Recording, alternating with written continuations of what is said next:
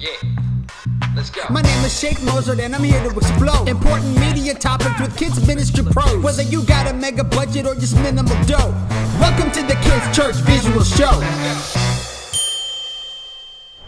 Hello and welcome to the Kids Church Visual Show with Sheik Mozart. I'm Sheik Mozart and this is a show that wants to help you visually communicate the gospel to your kids.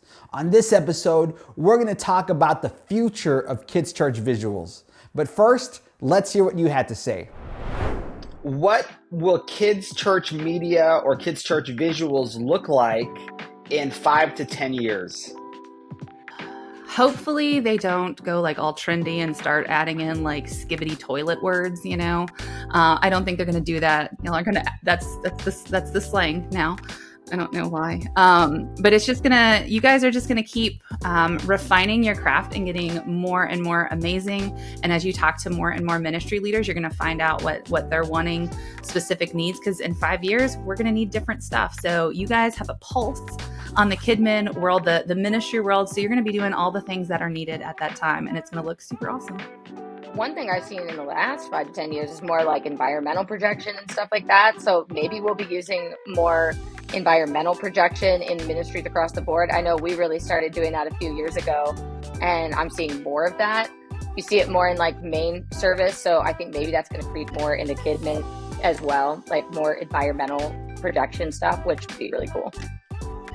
Oh my goodness. Okay, so I've actually been thinking about that a lot because I see these games that kids can play, like digital wall screens. Like I'm feeling like they're going to be in that George Jetson moment where they can walk through some type of portation device and be in the worship video, like with digital characters. And they do a lot of that now with, was it CGI? So I'm certain that it's going to become even more live on a scaling perspective for kids that can. But I'm pretty sure we'll still have what we have now. Like somebody will have some ancient radio in the back. I wonder, and we're in a phase where we're asking, have we made stuff so cool that we forgot some stuff? Like, have we changed things just to change things? And so we're really playing with the idea of going back almost old school with some like flannelly stuff, but doing a lot more like stop motion kind of things. But also going back to your special needs question, like, can I bring a kid up with Down syndrome that can move a felt object on a board and get them something that they can buy into? Because they're not paying attention if I'm doing the story on a video. So how can I get some physical elements back into that? And then I almost wonder, like, even like audio puppets and just things that we can interact with. How do we make it more interactive? So I wonder if it won't go that direction a little bit just because we need it to, because the church world, I don't know if it's ever going to be able to keep up with the secular world and things. So why don't we just go ahead and do what we do and let's see what happens. It'd be really cool if it could like become like holographic and 3D and like project things, you know, like onto the stage. But because I think technology is going that way anyway. But I think the churches, we're usually a little bit behind the times when it comes to technology. And so maybe we'll get there in 10 to 15 years. But I think in the next 5 to 10 years, it just looks like more of a reliance on, maybe not reliance, but like more use of visuals and technology in a children's ministry space. I think kids media visuals are actually going to be a lot more parroting things like TikTok videos. I think we're going to see a lot more shorts, very short shorts, where instead of posting a graphic, I think you're going to see a lot more sessions where you have either a filmed large group leader or an actual live large group leader who's going to talk and then quickly reference this video. And then you're going to have a 30 to 60 second video pop up with either something clever, something funny that the kids will relate to, just because the visual age has gotten to the point where everything is happening in 30, 60, 90 second video clips. So I think that's kind of what's coming in the next 5 years or so. I'm wondering if we will move to a point of, back to a little bit more of the hands-on stuff, because I think kids have seen it, done it all. They've seen all the stuff that can be done visually. AI, I'm sure, will play a big role, no matter how bad or how much we do or don't want it to. But I think our kids will start pulling away a bit, and it may be a lot more hands-on stuff.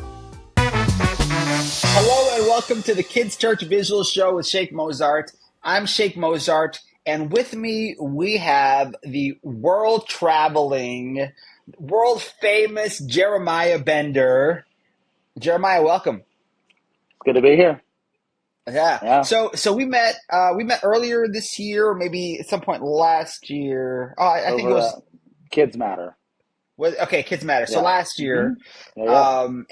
and man, from the moment that we met, I love your energy and your passion and your dedication to this, and then over the last not quite year, but getting to interact on social media and just see what you're doing around the world with Epic is so exciting. So tell us a little bit about yourself and what you do.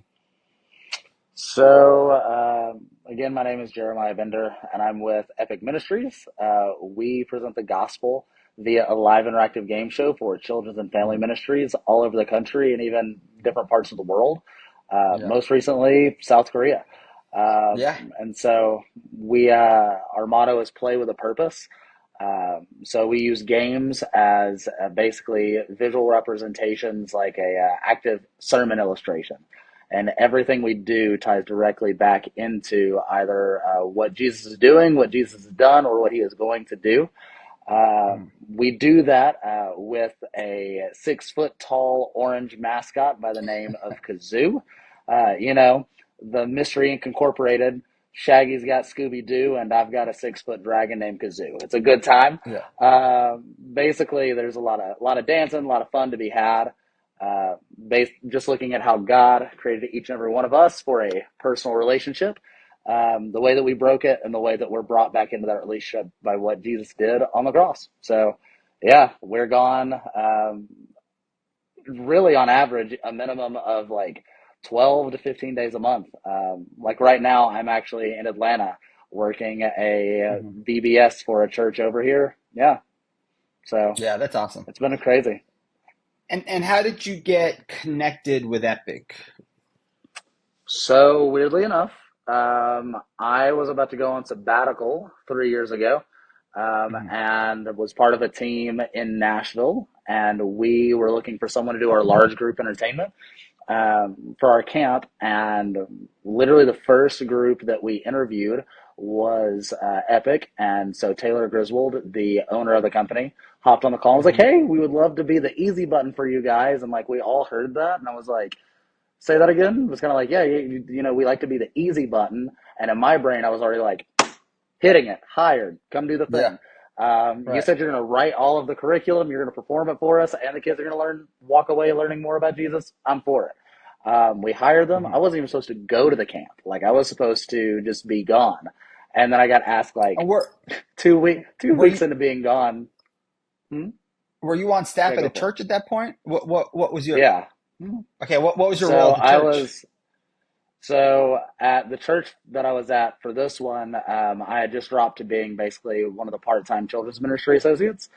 I'd been on staff in multiple iterations at the church, but I was also working as a creative arts pastor for a couple of other different churches in Middle Tennessee. And was like, I kind of need a break. My dad's a pastor, and so I was like, basically like every Sunday I've been in church since I was born. And I'd been on like staff pseudo-wise since I was able to work. And then went on like sabbatical and got called back in after 2 weeks because people started getting sick. It was like on the tail end. It's like the tail end of the COVID season, and then came in Monday, met Daniel and another person who was being Kazoo, Alex. And by the end of that week, they were like, you should come and do a couple of things with us every now and then. I was like, that sounds great. Oh, cool. Started talking with Taylor and Daniel and Brett and was like, yeah, these guys seem really cool. They're asking some really cool questions. Like, we're going to be great friends. I get a call that next Monday and Taylor's like, hey, bud, are you gonna answer this offer letter I sent you? And I was like, what? And I was like, this looks like a job. And he goes, didn't Daniel tell you? And Daniel's like, I thought you told him. Brett, didn't you tell him? And Brett's like, I don't hire people. Uh, Yeah. and so they're like, hey, this is Monday. When can you move here? And so literally that Monday morning they asked, and I was living in Austin pretty much that next Thursday, like that same week. Wow. Yeah. Yeah, Amazing. so I And so, hired them only to get hired. Yeah, yeah, it's funny how that works. So what was your kids ministry experience at that point? What had you done in kids ministry? I had done pretty much everything from pre-K then all the way through middle and early like youth ministry. Hmm. So I literally, at the age of 18, whenever I started going to the church that I was going to in Nashville, basically I stood at like a members meeting because I was like, I've been going here for a year. I need to go to like basically like sign up to be a member, like that class that most churches do. And they're like, hey Hmm. guys, we really, really need some dudes in kids men. Like it would be awesome to have some like yeah.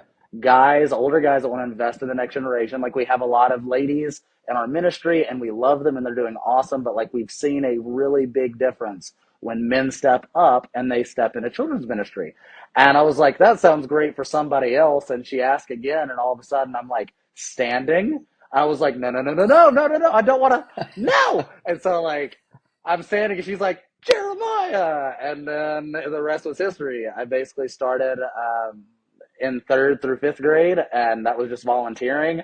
And then she left the church, and they're like, Jeremiah, you know how to do most of her job. Can you Wow. part time take over this? And then basically, I just bounced wherever they needed because people would either go out on maternity leave or they would move because of husband's work.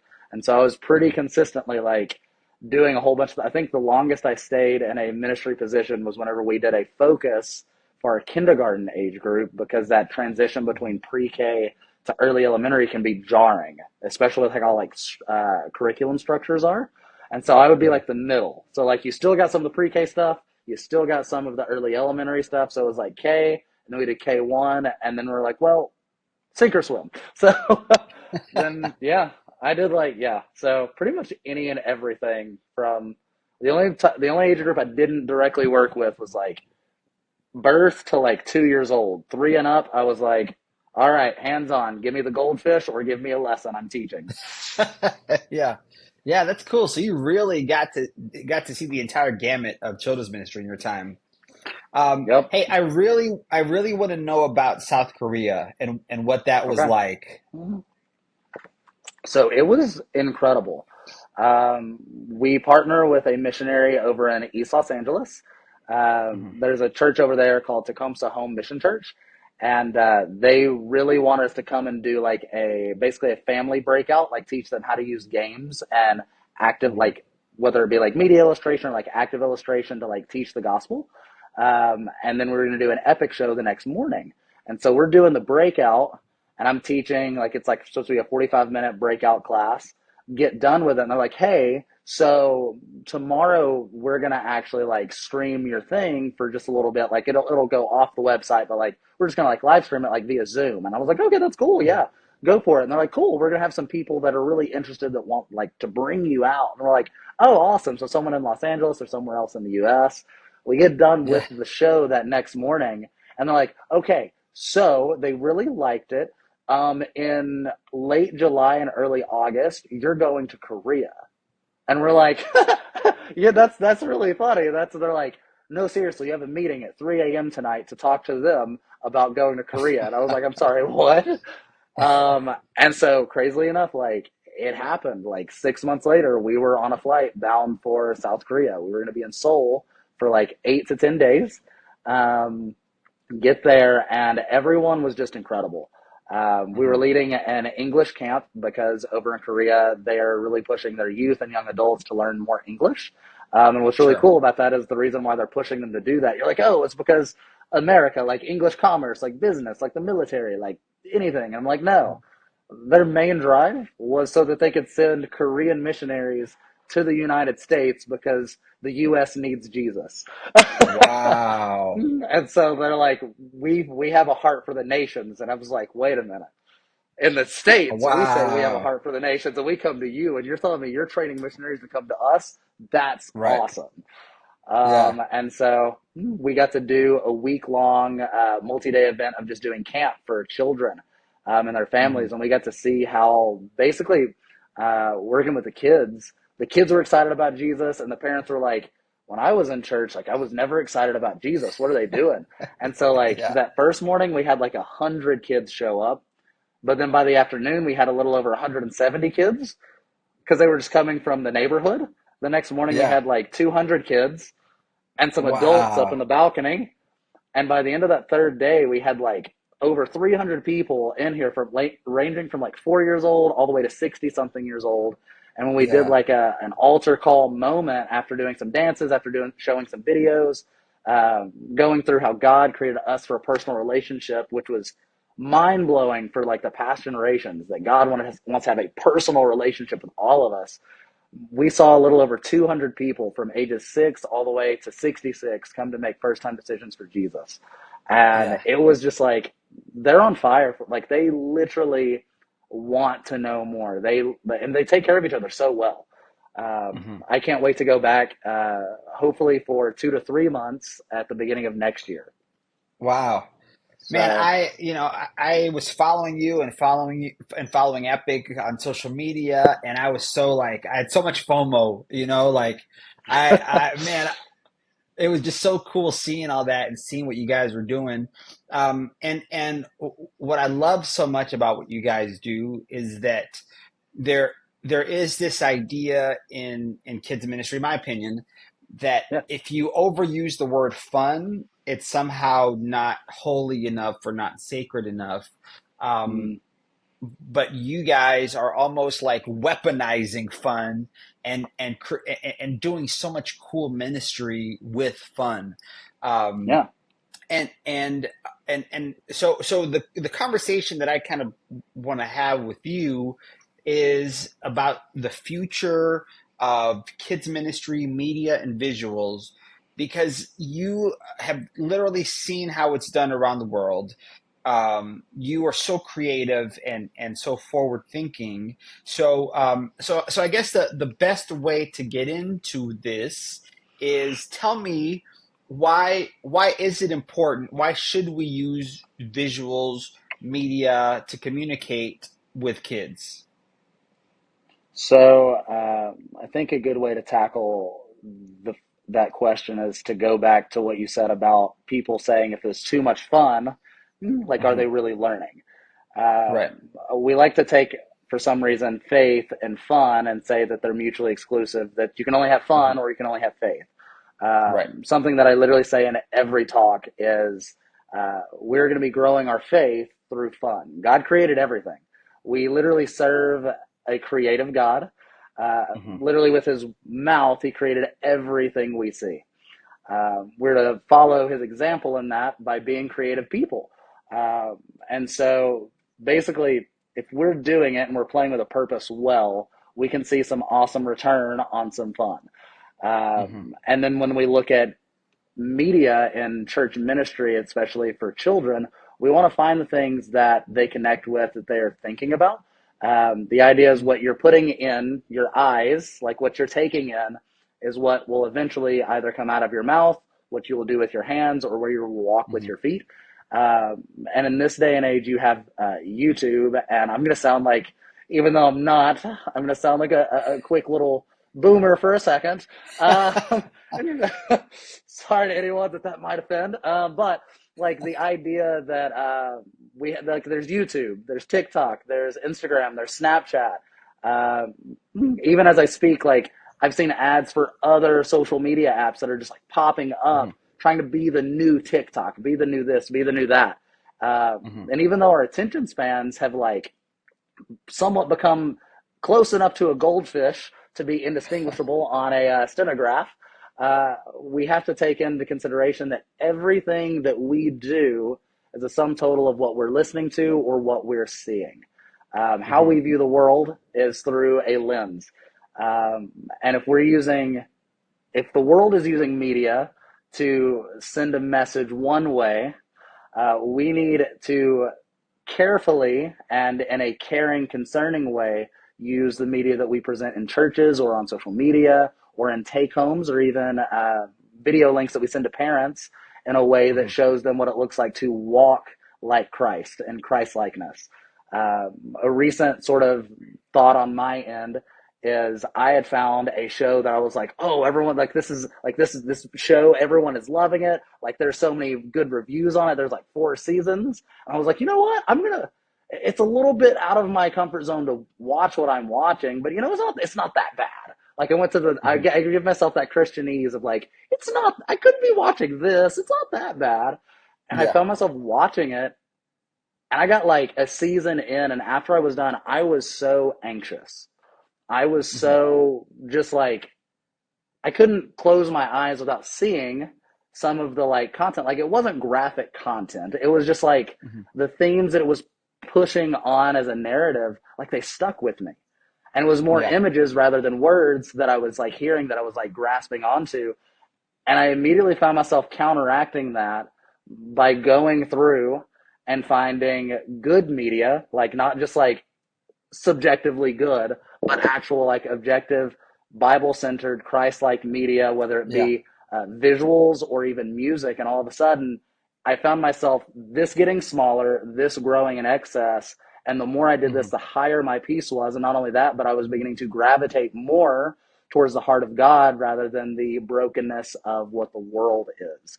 So I feel like if we're doing that in our kids' men, and we're doing it tastefully, we're doing it well without an idea of pressuring or sort of like that, oh, well, I see the word Jesus up there multiple times, and now as long as we're not using it in a manipulative way, we're not acting as the world does, but as Holy Spirit does, and gently, tastefully, very much like holistically guiding rather than just like pushing. I think it is an incredible tool to help push the next generation a little bit more forward, and it also will help them distinguish between, I'm not going to say secular versus non-secular. What I will say is good art, good art form, good things to fill our eyes, our ears, Wholesome. our minds with, exactly, wholesome rather than everything else. The idea of holy being set apart rather than being of the group. Yeah. I love that, because I think that we look at the idea of media as looking too much like the world, and that's a very generalized statement. But I think that there is this reality that these organizations communicate through visuals because they understand how we think as humans. So for us to use visuals, it's not that we're looking like the world, but that we understand how people communicate. Now, you've seen churches, probably every size, every state, other countries that use visuals. How would you rate, just again, very general, how would you rate the way that the church overall is using visuals and media? So I will say, first, a comment on I guess the church using media and looking a little bit more like the world. The context in which we do ministry as a whole is constantly changing. The gospel never does, God never does, but the way in which we serve those around us has to. Because if we hold on to the statute or the limitations of structure from 20 years ago, the only people you're ministering to are the people from 20 years ago. Maybe you'll catch people from 10 years ago, maybe from 5, but you won't catch this current generation with a fishing net that has holes in it, that has been overused, that is no longer styled to catch the fish that you're now catching. It's sort of like if I were to try and go and catch minnows with a tuna net.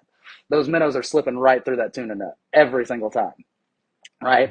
And then when we look at the current church, and over the last 3 years getting to work and partner with so many different churches all over the U.S., I've seen the camp of churches where the person making the visuals, they did their absolute best. And I will always applaud someone that tries.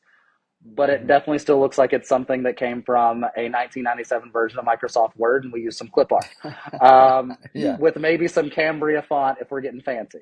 Um, and the truth is, like, people that were maybe in the church in the 80s and late 90s, they see that and they're like, oh, that's commonplace. That's what I grew up with. This is, yes. So people will say like 40s, maybe 40s. Might be losing some of those people at this point, but like we'll say like late 40s and up, they're like, oh, this has been like common PowerPoint slide for like the last 30 years. It's always worked before. But the truth is, like, when you get youngers, when you get people that will say Gen Z, millennials, or zillennials, whatever those groups want to be labeled as, they see that and they're like, wow, my MacBook Air, or I have my phone and I could probably whip something up on Canva that has a QR code, that has the right information, that doesn't look like it's about to crash the system.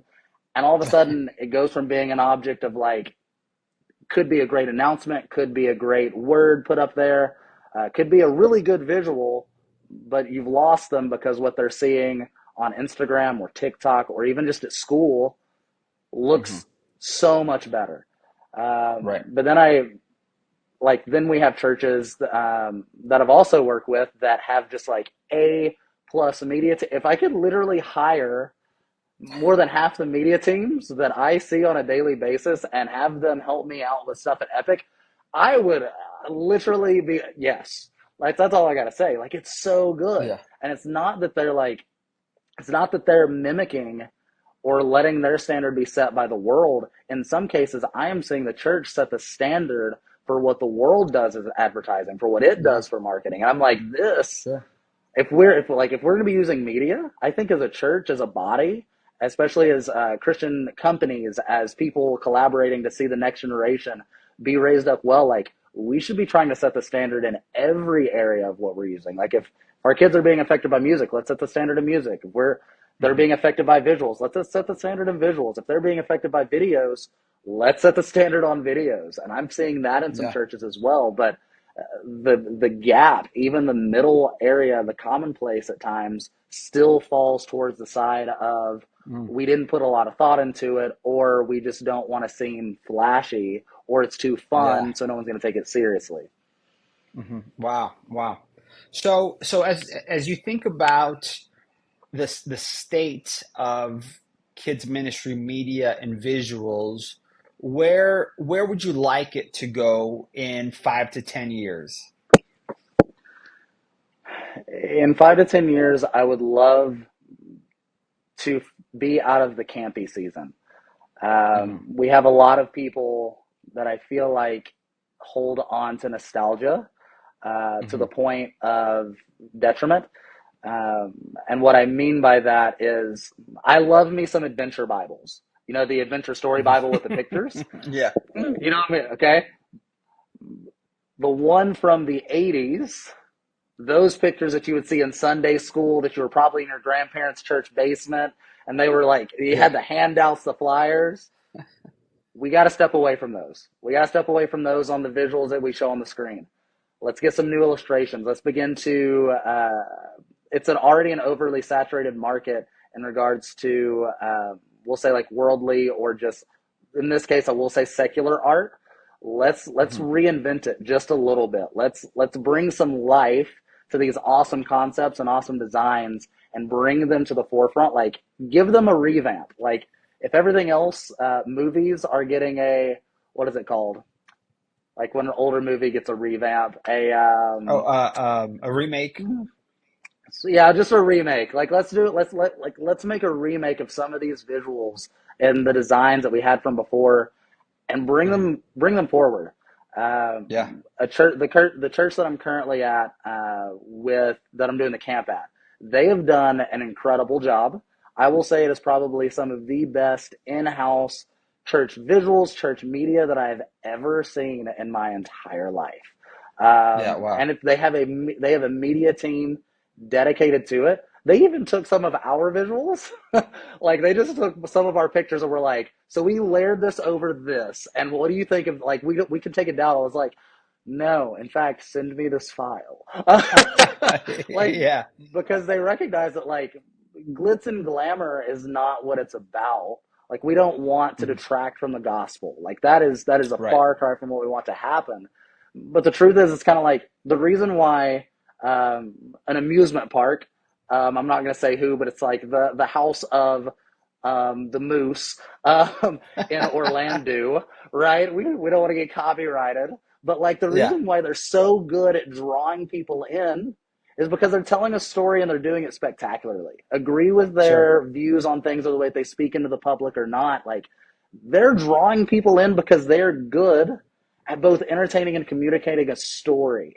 I feel like Hmm. in 5 to 10 years, as a church, we are not called to be an amusement park. We're not meant to be called into just being a show theater for people to be like, oh, that was cool, Hmm. and then leave detached.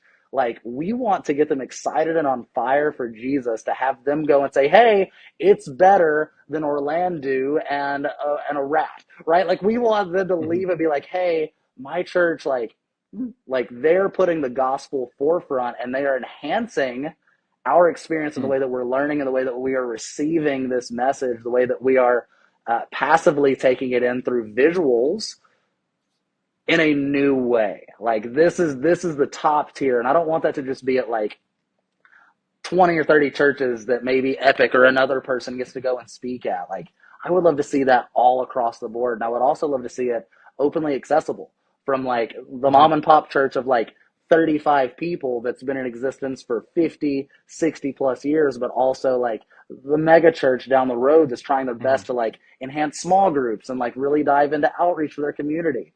Like, I want the entire spectrum of the church to just have incredible resources. Yeah. And I love how you connected the media and the visuals to storytelling, because I think I think that media for the sake of media, or visuals for the sake of visuals,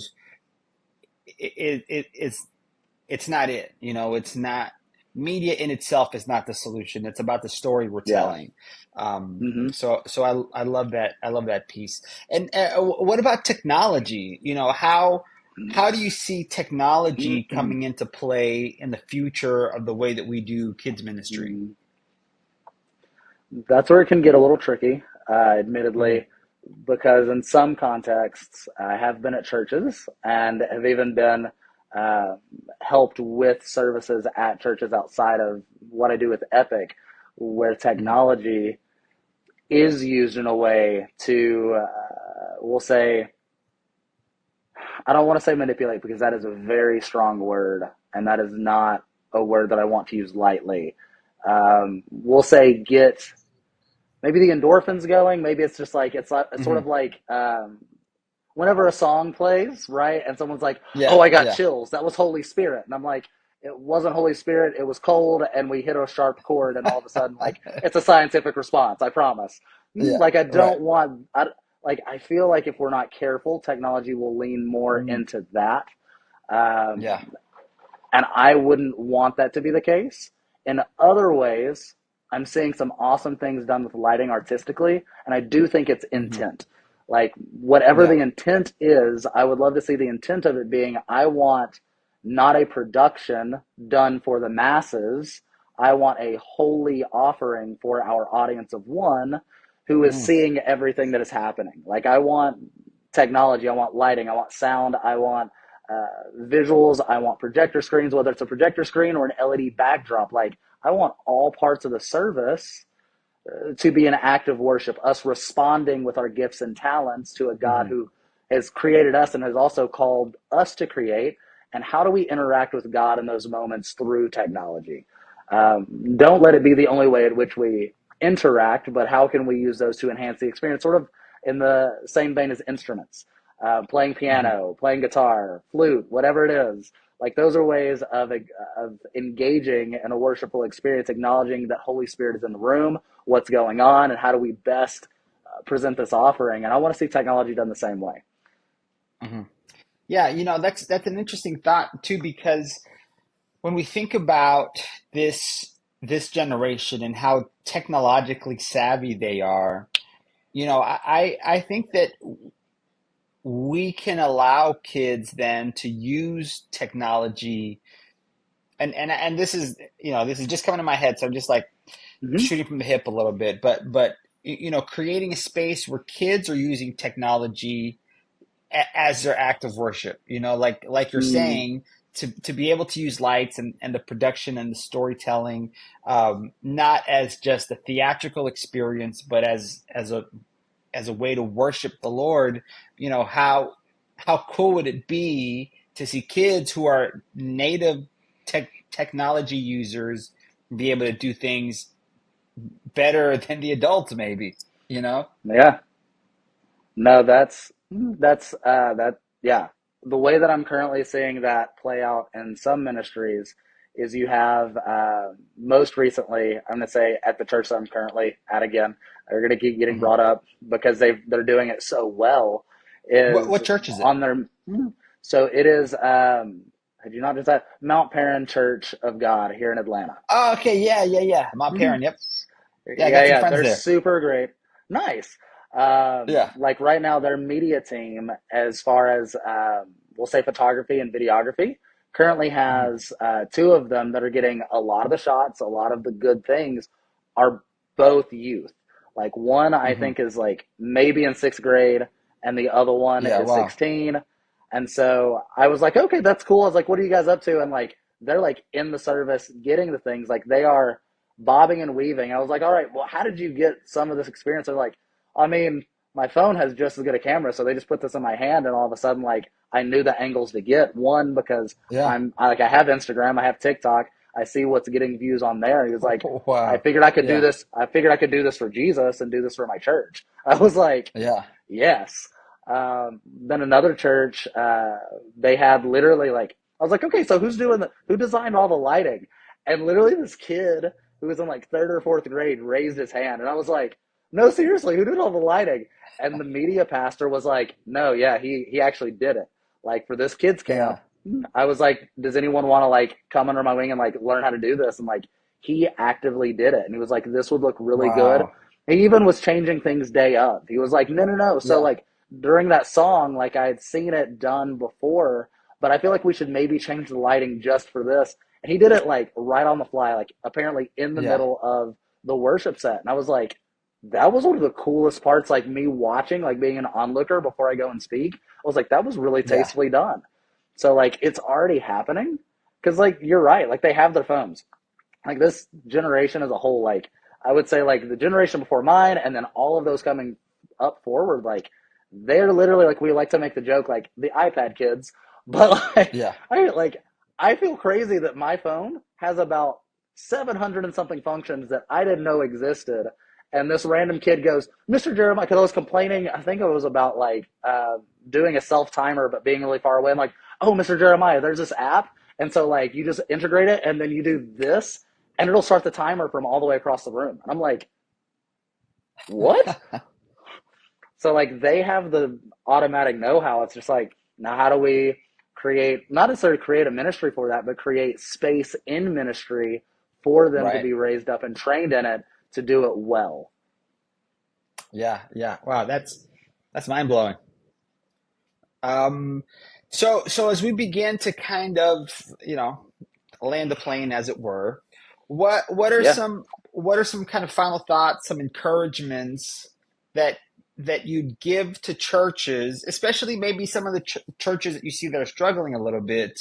Mm-hmm. Well, what are some final thoughts, encouraging words you could give to them? I would say don't be afraid to experiment and to try. Hmm. Uh, Also, to quote literally someone from 2 days ago, you see what's getting views. Like you see what's getting liked, you see what is working in advertising and media. It's Hmm. not that you're copying it so that you can, we'll say, look like the world. In fact, I would Hmm. encourage you to take that and make it look like Jesus.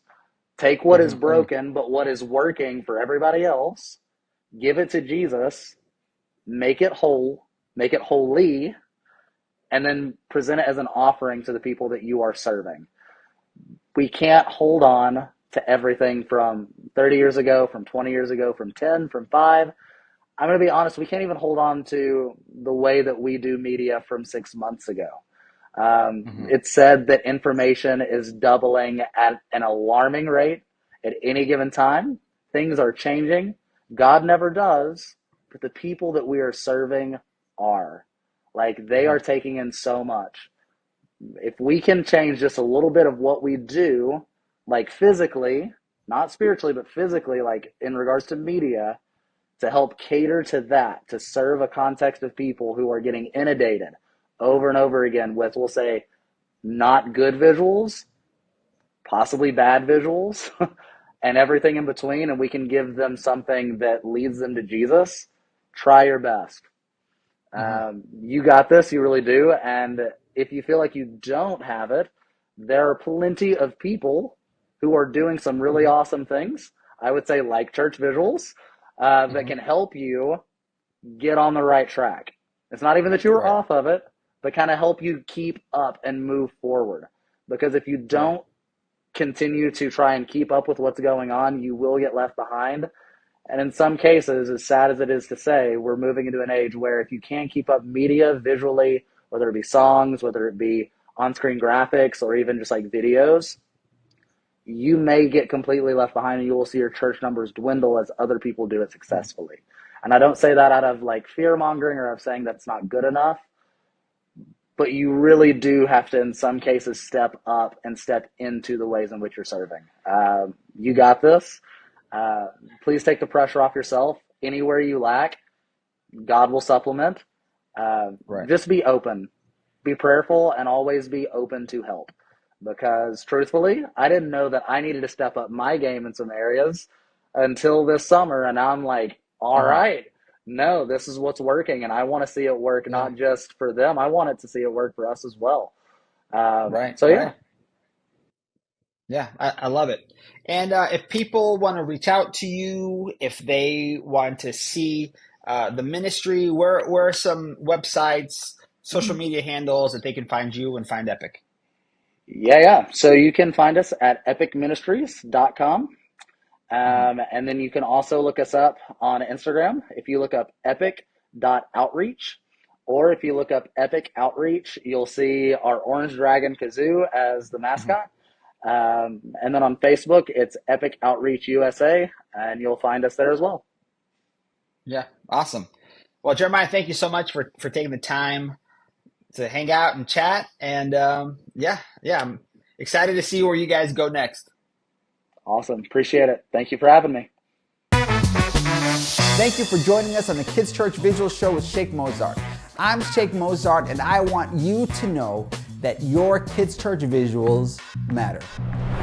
This has been a podcast presentation of Church Visuals, executive produced by Carl Barnhill, hosted by Sheik Mozart, edited by Brett McLemore, title and show graphics by Jason Merrick. For more training to help you communicate the gospel to your children's ministry, visit churchvisuals.com.